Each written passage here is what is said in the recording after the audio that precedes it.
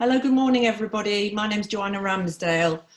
We're just starting to broadcast slightly early this morning. Just give it a couple more minutes for the rest of the webinar guests to join, and then we can get going.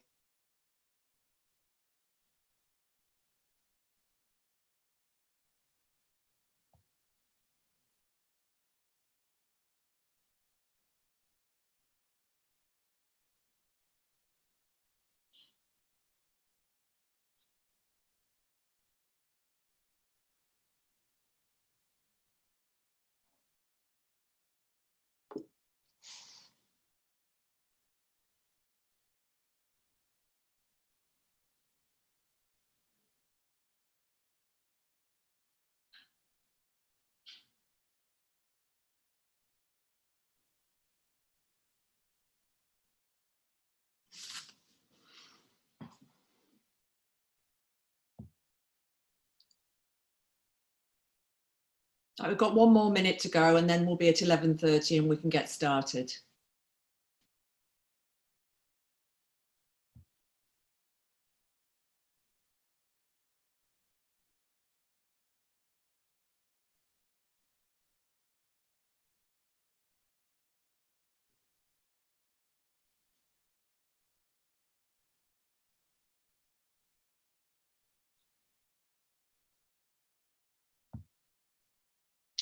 Okay, it's 11:30. Well, good morning, everybody, and welcome to our third People Puzzles webinar.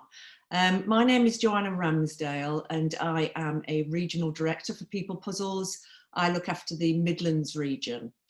We're really lucky today because our founder, Ally Maughan, is going to be taking the webinar today, and she's going to be sharing some really interesting facts about how we lead our mid-tier business in the new normal.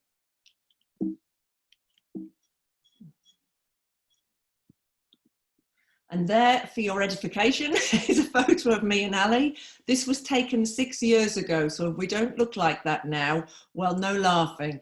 Anyway, what we're going to be covering today are some areas around leadership practices, team management, and team engagement in the current business climate. I think it's going to be a fantastic session.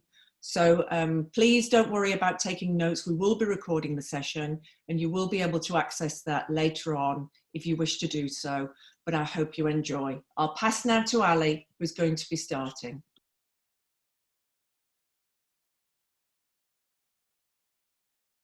Oh, the classic unmute at the beginning of a webinar. Hello, everybody. Thank you very much for joining us. So I founded People Puzzles 10 years ago. We're now a team of 60 board level people directors and another 15 people in the central team. And we've got over 200 clients in the UK. And it's interesting sitting here thinking about leading in the new normal, and probably something you've been wrestling with over the past weeks. What does business look like? What's sensible at the moment? What are we meant to be doing with ourselves? And I'd like to share with you some of the reflections that I've had, because I hope they'll help. I hope they'll spark a bit of thinking for you as well. So I think it helps to recognize that we're in a period of an unprecedented, good word, and rapid change. And I think it's also worth thinking about the journey that we've been on. So we were in lockdown, and I don't know about you, but when I think back to February and the optimism I had about this year and the budget we'd done and the plans we'd made, and then sitting here now at the beginning of June thinking, well, what an astonishing turn of events that has come to pass in the UK and across the world. And we went through that phase of lockdown where we were really locked in and most workplaces were closed. We're now in that middle phase of recovery and reopening, and I don't know how far your organisation has got and whether you still feel like you're semi-locked down. And then we're going to hopefully come through that period of time into the new normal. And sometimes it helps to give labels to those periods of time and recognise that our businesses have significantly changed and will significantly change again as we go through those phases. And it's really interesting to try and think about what is going to be best in the future, and how do we learn from some of the changes to our practices that we've had during this time? How can we be better coming out? And I certainly feel I'm probably going to have a few blind spots. And so that's why I think working through these thoughts adds real value and is really worthwhile. So I've come up with this concept of continuums because I feel like we have had to shift rapidly for lockdown. We shifted again as some things started to reopen, and we're going to shift again as the world gets a bit more back to normal, but probably a different kind of normal. So I've got 3 different ideas for you. So Joe, if you can hit my first one. So business planning. I don't know if you did this, but certainly we did this at People Puzzles. The initial astonished reaction to lockdown and all that meant we jumped really quickly into short-term planning, and it was week to week, and it was, how are we going to handle this immediately? And that long-term strategy and vision work that we'd done at the beginning of the year actually did kind of, well, it was definitely on the back burner, if not completely out of the window. And as the weeks have gone past, that short-term planning has felt both completely exhausting and unnecessary. So we've gone back at People Puzzles into trying to get that rhythm of getting back into a longer term strategy and vision planning. So we've shifted a bit, and then I think we're going to shift again as we get back into the new normal. And again, for many of our clients and us, it's gone from great concern about the future to a bit more optimism, positivity, maybe foresight. You know, actually we feel we're in a position again to look at the next 12 months, whereas 6 weeks ago we were only in a position to look at the next 4 weeks. So what worked then is again already not working now, and we are having to be in this constant change of how we operate as business leaders. Again, we did loads of scenario planning at the beginning. How do we conserve our cash? Who do we furlough? Who don't we? And actually we're coming out of that reactive period into looking much more longer term again, which feels really exciting and feels like we're in a place where we are able to plan better for the longer term with the knowledge of everything that's gone on in the past 3 months. And it feels like sort of safer predictions and understanding of what the world could be. So if your business planning focus, well, I imagine you've got on a similar journey. If you haven't got back into that longer term rhythm again, I'd really encourage you to take some time. It's funny, this week the weather turned, didn't it? And we had got all planned, ready to have a senior team meeting in a park with a picnic and sit and do some business planning together. And actually you look at the weather and think, oh, maybe we're not quite ready for that. Maybe we'll do a few more weeks of Zoom. But it definitely feels like the moment is there to do that longer term planning. So my second set of continuums is about access to prospects and customers. Joe, if you can move me on, brilliant. So at People Puzzles, we have always done the majority of our networking and selling face-to-face. And I think that's a place that many businesses have been in. And actually, a lot of our access to prospects and customers was around events and opportunities to meet.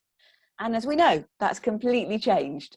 So if you have been in that place like us, where face-to-face was really important, and you're now looking at what does long-term look like, it, I think, raises some really interesting questions. There's obviously businesses that have been brilliant at selling online for a long time.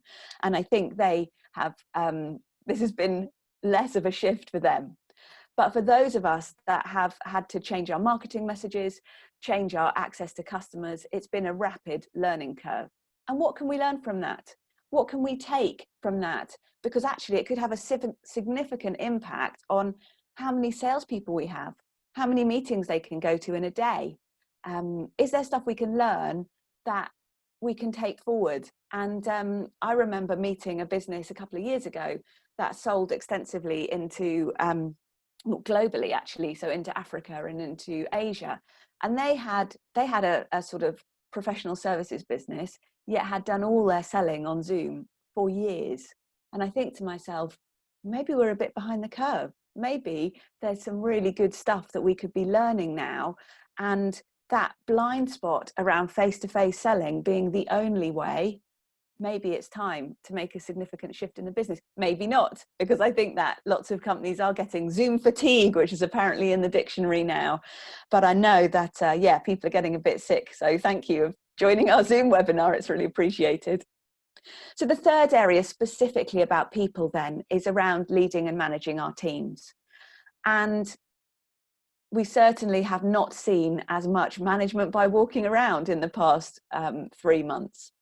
So I think it raises loads of questions. I mean, firstly, do we have the right management skills in our business to really measure by output and manage through technology when we can't sit next to somebody and have those ongoing conversations? Secondly, how do we think about silos and places where two teams in our business meet and things get handed over?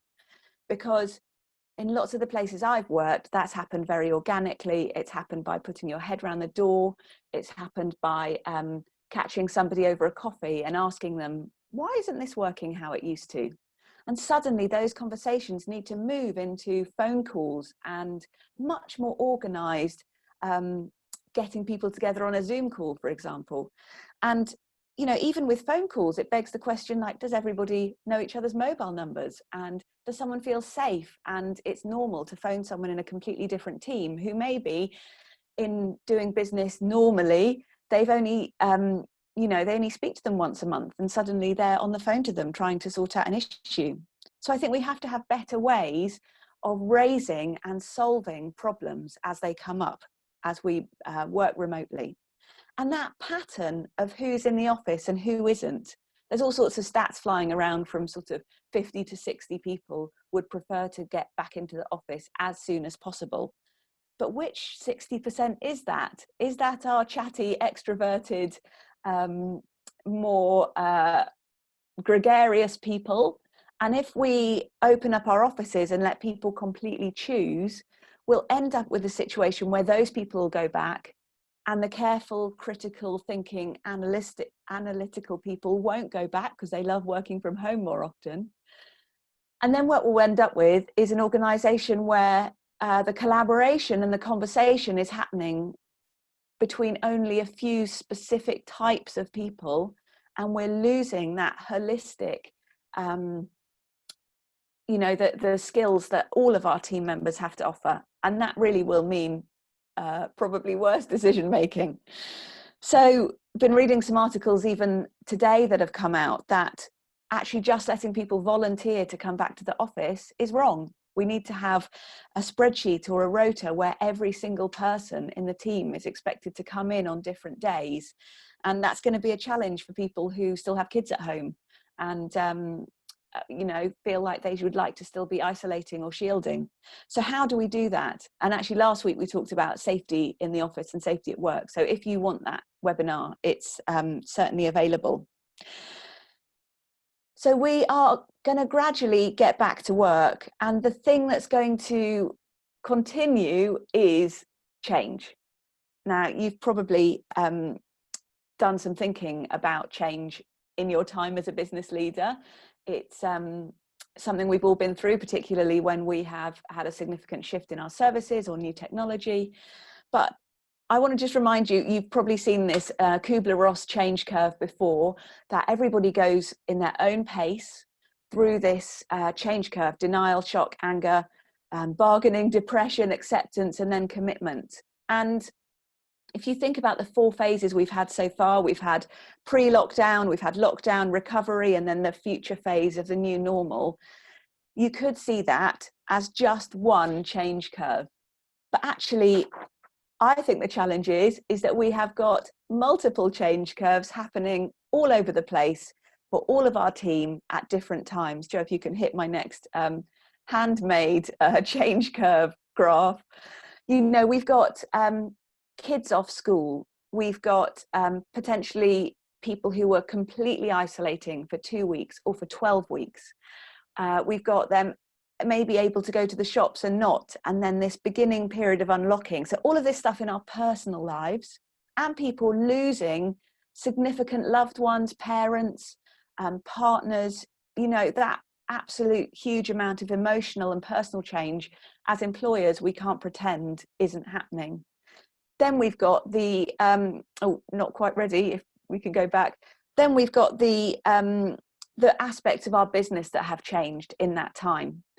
And just specifically, if you can think about the people who've been on furlough and have been completely off work and have missed some of those changing phases in your workplace about how you've learned to do Zoom meetings, or you've communicated in a different way, and they're coming back in after a significant period of being out of the business, and they've missed some of that gradual change, and they're coming into something that's significantly different. And if you just imagine what it's like going on a 2-week holiday and coming back to the office, or if you've ever been on maternity leave like I have, coming back after 4.5 months or a year, it's weird. It's weird coming back to work after a massive break. And we are about to be bringing people back from furlough, whether it's a longer one or a shorter one. We can't underestimate the significant amount of change that our team as individuals and our business is going through at the moment. Great, thanks, Joe. So how can we as CEOs and business leaders respond?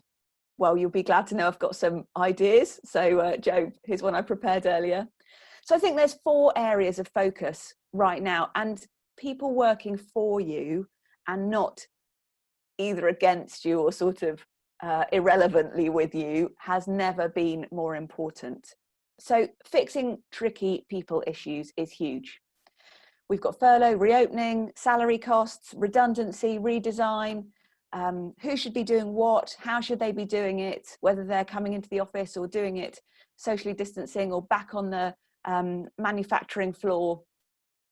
Each of those people has got individual things going on in their lives, and that's the whole theory of management and leadership today, that people aren't a pack, they are individual people. And without listening to and taking into account individual circumstances, we will not be meeting their needs and helping them to come back to work. If you've never done any training for your team about supporting change and being resilient and understanding the change curve and that different people react to it in different ways, now could well be the time to start drip feeding some of that. Because if there's anything that is a given, it's not back to work as normal this week or in 2 weeks' time. It is a continuing period of significant change, and particularly for people with kids. I mean, I heard yesterday from a teacher that probably there'll still be a staggered return to school in September, and schools won't be fully open until October half term. Don't know if that fills any of you with dread, but it's a huge amount of ongoing disrupted time. Then we want to be businesses that are enabling high performance. People Puzzles is kind of obsessed by helping businesses to do the best work they can, people being in high performing teams, being efficient, and really being aligned with what the business is trying to deliver. And we're going to have to do more with less. I think most businesses are looking at a few redundancies or changes to how the business works. So then we've got your leadership style. And I definitely have learned some stuff about myself over this period of time, and we'll be sharing the slides. So you can see these. I've got some slightly more detailed slides coming next, so you definitely can have access to these. But how are you looking at your own personal resilience? How adaptable you are, how flexible and nimble and collaborative you are? Because I think there's a journey for all of us to go on. And some of the ways we worked before will feel a bit awkward in the new normal. So here's some tips on communicating change and building engagement as we go. So I'm not going to go through these in loads of detail. We'll send these out. But making sure you've got a great business case, always important when you are bringing change and reorganizing, and that you consult with people. So even if you know exactly what you're going to do and why, enabling people to have their say. There's a great Patrick Lencioni phrase, people can't buy in until they've weighed in. And we find that to be true all the time. Make sure that you're really planning your change well. So there's milestones. You know what is and isn't changing, and you tell people. And you've got a great communication strategy. So that might be bringing some of your marketing team in to help you communicate to your own team what journey you're going on. And then once you're ready, move with speed so that you minimize disruption and you get the business onto a new track quicker. So for example, if you are having to do redundancies, don't let it take weeks and weeks and weeks. Do your planning, do your process, maybe within a sort of 2-week period if you can, and you're not making multiple redundancies. But then get the new normal, set as quickly as you can. And then check in with how people are once you've done that process, and try and get the new normal feeling normal as quickly as you can. So then I'm sort of coming into land now, but I've got 4 ideas of the sort of future changes, which I've touched on already. So work location is not going to be as it was. And if you look at what's happening in Hong Kong, actually, I think they say they're sort of 80% back to normal now. And I don't know whether it's going to be as completely different as some people are saying. People Puzzles has been a home working organisation since it started. So for us, I think some of that it will feel less different to businesses that have been maybe relying on a bit more face time and office time. Networking and sales, I think it could be significantly different for a long time. I mean, who's going to rock up to an event with 500 people they have never met before in the next 12 months? Well, probably some brave people. And perhaps if we really do feel like the virus is almost eradicated. But I think we've got a significant period of people preferring online. Then changing working patterns. We've been talking about flexible working, haven't we? As the law's been changing over a number of years, but actually flex now is not about working parents. It's about everybody enjoying a different work-life balance and a different pattern that proves to work for many of us. And then brilliant leadership, some of which will be from a distance and some of which will still require us to be face-to-face with our team. And I think, we know that picnics of 6 people are allowed already. Why not get a few people together for a socially distanced walk or a picnic now? Do you need to wait to have some of that stuff face to face if you can do it safely now? Bearing in mind the weather forecast, of course. So finally, from me, some practical leadership tips. And again, we'll send these round because I know I've got lots of writing on my screen. Joe, if you can click. So as a leader, what do we always want to be? Purposeful, inspiring, empathetic. We want to be clear about the plan and the vision. We want to be great at keeping score. And certainly at People Puzzles, we have been redoing all of our scorecards and KPIs because being on the numbers is as important now as it ever has been, perhaps more, because margins are tighter and business is down. We need to keep innovating and take forwards new things that work for us. We need to be clear and confident and calm. I don't know about you, I've been recording some little video messages that I've been sending to the team over the past weeks. I think the open rate has dropped off as this has become sort of old hat now, but making sure we're communicating who we are out to our teams. Wellness is more important than it's ever been. And our team need to really trust us that we are taking their health and safety really seriously. We need to lead with courage, making tough decisions. It is rubbish phoning up people and telling, arranging Zoom calls and telling them they're not going to have a job at the end of July. But, we've got to do that well and kindly and with a good heart. We need to balance our action and reflection. And I think reflecting on our own personal leadership style through this is really worth doing. And then making sure our top team is aligned. And if you don't have a top team that's aligned, you definitely can do some work on that during lockdown. It's really worth the time because it adds clarity. It means your decisions are made more quickly and it stops all of those endless circular conversations where you don't agree things and move forwards and act on them. So I think thank you to everybody who sent in a question beforehand. I've tried to weave as many of them into that 20 minutes as I can. But Joe, I don't know if we've got any other questions that have come through that, we can chat about now. Yeah, thanks, Ali. That was a fascinating session. Lots of lessons to be learned there. So thank you for sharing all of that. Yeah, there was one question that I thought might we might touch on that we haven't probably touched on in terms of the content of the presentation. And that was, how can I keep engagement in my team during the redundancy process? I think, you know, probably a lot of people are going to have to face making redundancies, even if it's just 1 or 2 people from their teams.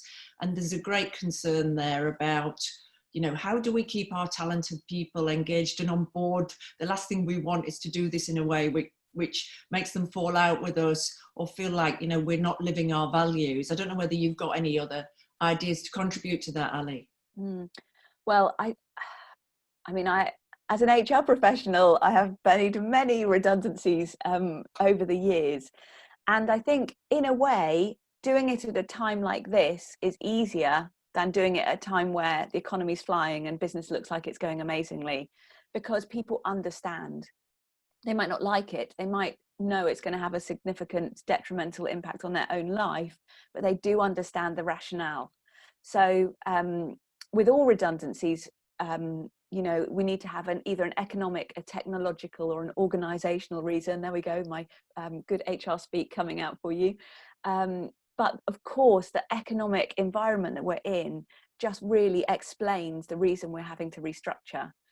And I think, you know, to do it in the best way, we need to give people as much time as possible. Like, the furlough scheme's been amazing, but to wait until the day the furlough scheme ends and then tell people, when actually there are some jobs out there, there are some opportunities, there's some companies that are thriving.